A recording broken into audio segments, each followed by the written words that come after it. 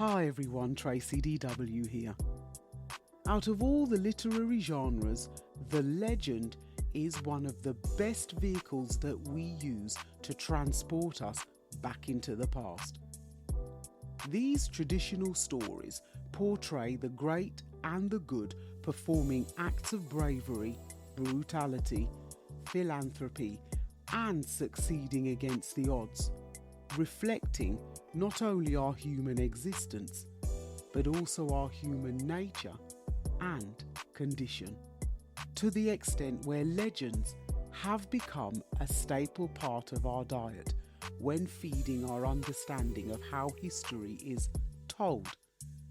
They have become an important part of a society's culture in explaining how some of our oldest traditions have come about and why they still exist to this day. The legend behind the origins of the oldest order in the British honours system is a story of two halves, both popularly viewed as having historical roots but have issues relating to their authenticity.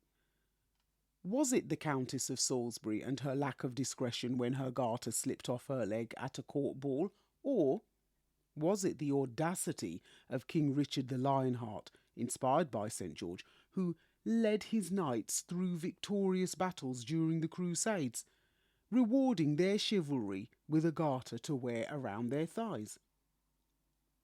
It was not until Edward III and his crusade for the French throne that the idea of the garter was used as a symbolic gesture and given to 25 of his most trusted supporters, knights in armour who, through the wearing of a garter, were bound to the king in a brotherhood dedicated to not only ensure that Edward retained the English throne, but also claimed the French one as well. From this bond of brotherhood, the most noble order of the Garter was founded, together with its motto, "Shame on him who thinks evil of it," on what is recognised as the official date of 1348.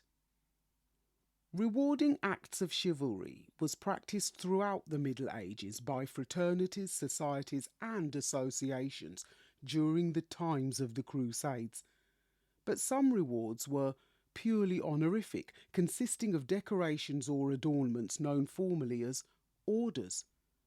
From this comes the modern-day Order of Merit, awarded by sovereign states and governments all over the world to acknowledge the military efforts and/or civil merits of its citizens.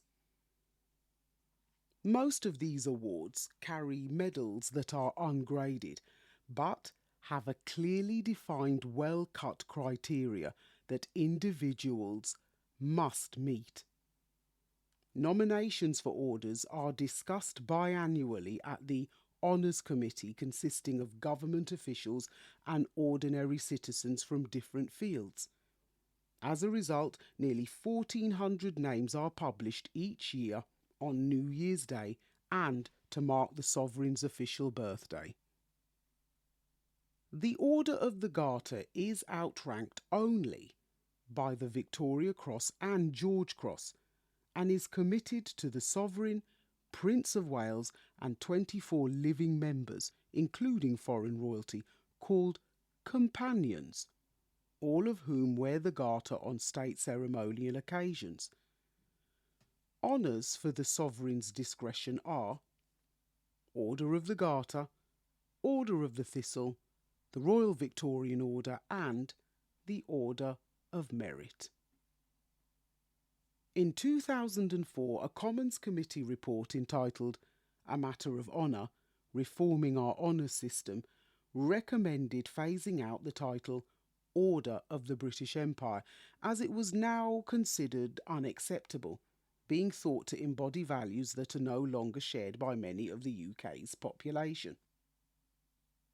There has always been notable nominees of the orders who have declined their awards due to its association with British colonialism, and in recent weeks a number of celebrities have also returned their honours because of this association.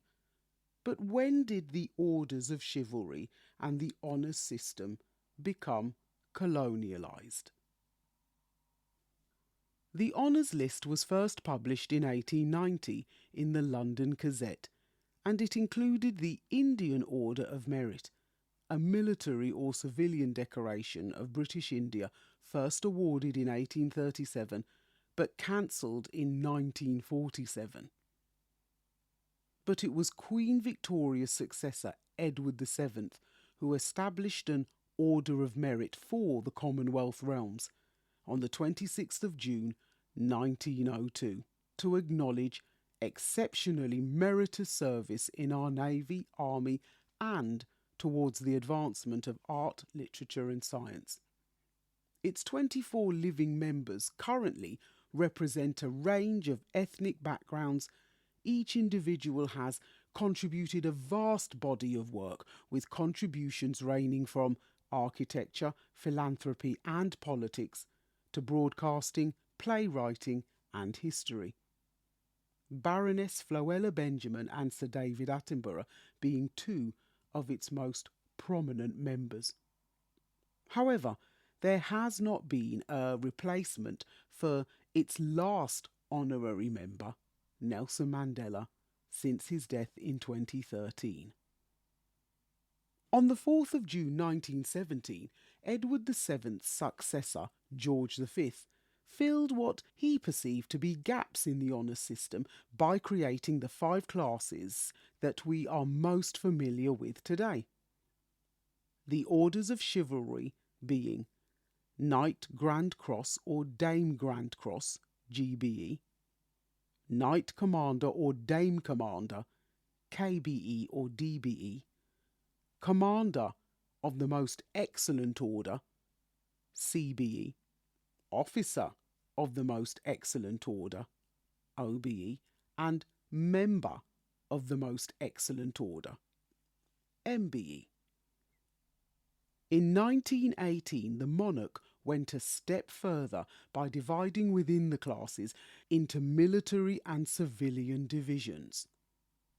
The whole system then became inscripted with the motto, "For God and the Empire." The extension of Edward VII's Order of Merit to include the Commonwealth of Nations in 1969, as well as his son's creation of orders, are where the issues with colonial association and its inappropriacy lies. Although the Balfour Declaration in 1926 and the Westminster Statute in 1931 declared all the realms to be of equal status, united by a common allegiance to the British Crown, there has always been the conflicting view, and with justification, that the crowns of all the non-British realms are subordinate to the British equivalent here in the UK.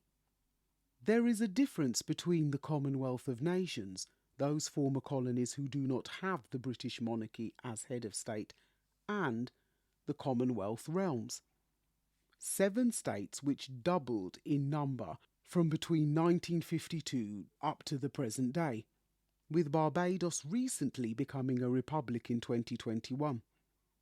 The Commonwealth realms are those former colonies who remain sovereign states with the British monarch as head. The Bahamas, Belize, Canada, Jamaica, New Zealand, Papua New Guinea, St. Kitts and Nevis, St. Lucia, St. Vincent and the Grenadines, the Solomon Islands, Tuvalu, and of course the United Kingdom of Great Britain and Northern Ireland. Both the Commonwealth of Nations and the Commonwealth realms actually have their own honour systems independent of that of the British sovereign. However, the Commonwealth realms has only a voluntary connection with the British monarchy, but the British monarchy is still the vital link between the realms. If these realms are unhappy with their association with the British sovereign, then should these orders of merit simply be removed, or is it time to break up the Commonwealth realms and become republics, so that only the emblems and signias of each of the country's own government and military remains. Even though independent nations as well as realms across the Commonwealth are autonomous in what they decide to do, there are still awards and practices which present a grey area, such as the Medal of the Order of the British Empire, awarded between 1917 and 1922, which was instituted to serve at a lower grade. It was renamed the British Empire Medal in 1922, but abolished in 1993 due to reforms of the British honours system.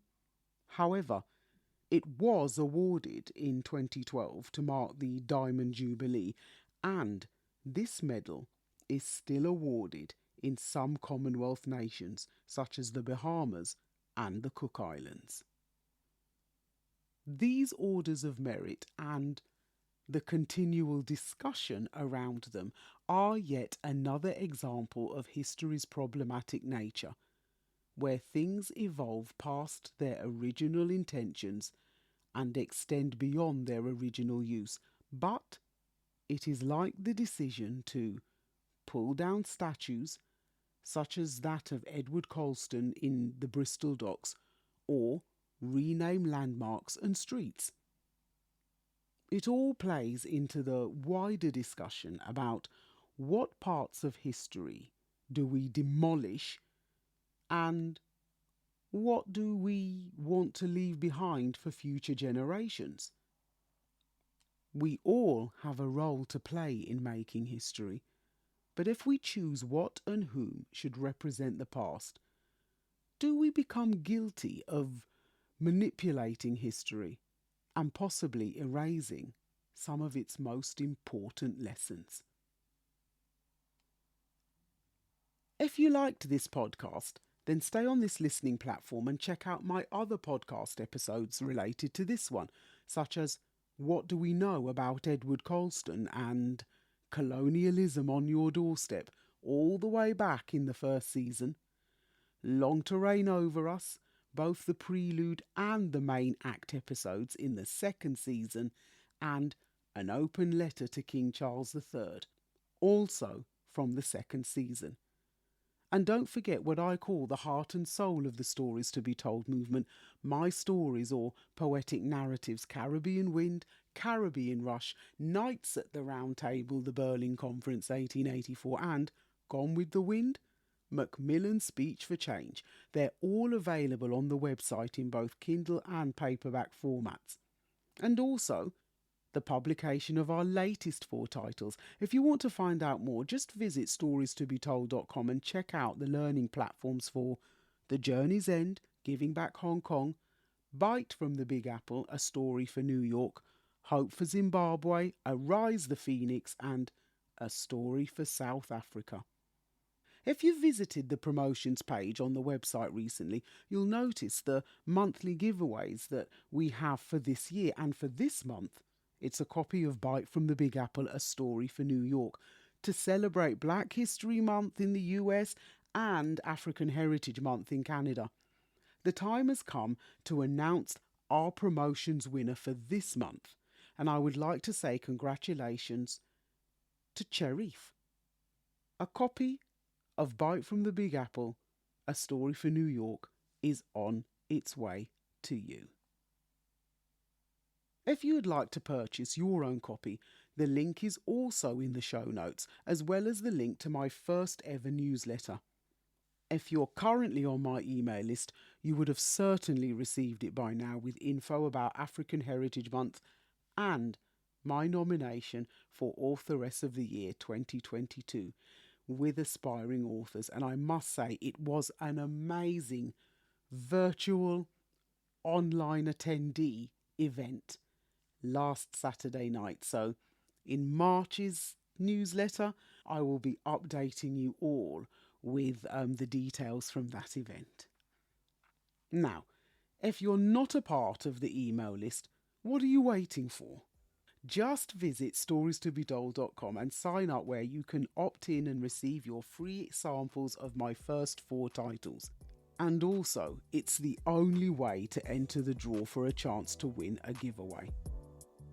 And finally, remember that you can also send me an audio message on the SpeakPipe link, which is also in the show notes, so don't be a stranger. Feel free to like, follow and share us on social media when you visit the website. Just click on to whichever social media link you would like to follow us on. And as always, it is a pleasure and a privilege to share my learning journey with you in this podcast series, and I encourage you to either begin or continue your own. History is a matter of fact or perspective. I'm Tracy DW, and this is a Stories to be Told podcast. Stay safe, stay well, stay blessed. Thanks so much for listening, and I'll see you on the next page.